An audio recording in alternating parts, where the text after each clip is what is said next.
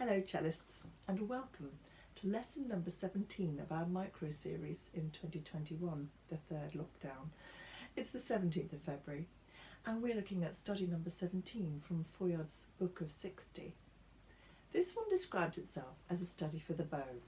Now more specifically, it's really again about power and control in particularly the outer fingers of the right hand. And what we're looking at here is one full-length bow for 2 crotchets, often crossing the string, requiring a flat bow hair. Particularly note it once you get to the point, the nice flat bow hair. And at this point we have a set of triplets and a quaver, all staccato, and we really do need to be using particularly the little finger to push on this up bow. And then we'll be returning back to the heel. This will be easier because we're at a strong place, really close to the hold here. And you will find, of course, that it's easier to have a nice crisp staccato at the heel where the control centre is compared with the point. And that is your challenge. Can you try and make them sound the same or as close as possible? What you could try is if you took the first triplets in the first bar, do them at the heel, then do them at the point, and again. That first one, slightly hard to get that pinch. You can always push a little further, make it very pinched. So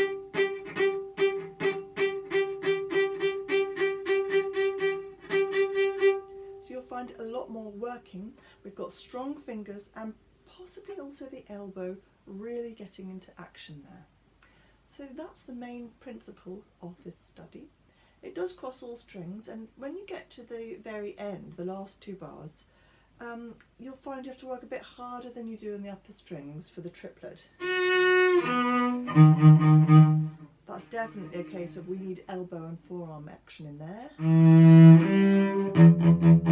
Nice and easy at the end when we're on the strong point of the bow with a nice low elbow.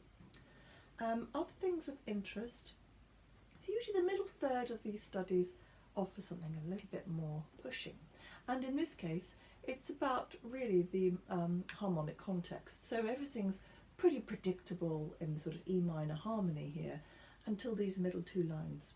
Now my top tip, that third line is all in half position, just stay there so that when you see C flat, imagining perhaps B natural, you're just staying absolutely where you are, and watch out for these enharmonic equivalences. So bar 10, we've got an A flat, and then the next bar G sharp, stay put. And similarly, the next line, there's an enharmonic switch from a B flat, which you'll have second finger on, and then this time it is the same note. I say that with caution because it's not quite the same, but let's pretend it is exactly the same. B flat's becoming A sharp, but this time you do a substitution shift as well. So don't let that change of number persuade your brain and finger to think you're moving into a higher pitch. You are not. We're moving to the third of an F sharp major harmony.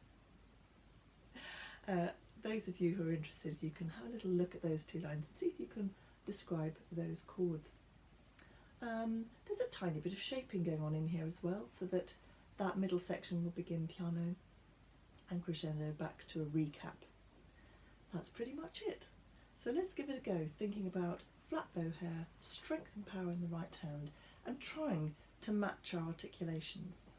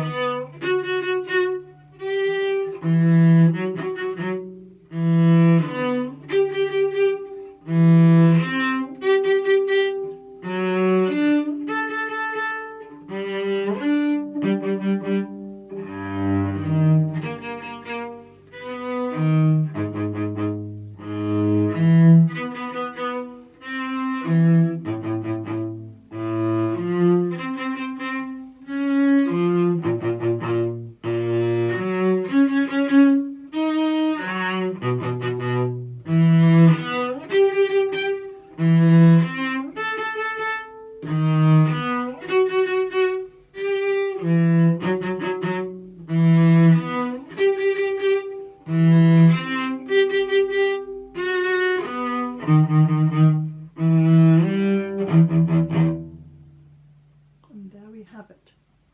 In case you question some of the ideas about fingering, it's not the number but the method of execution. Yes, you could have a barring wherever you see it, even the opening.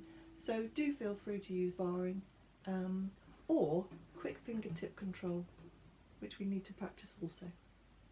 Have fun with this one. Bye.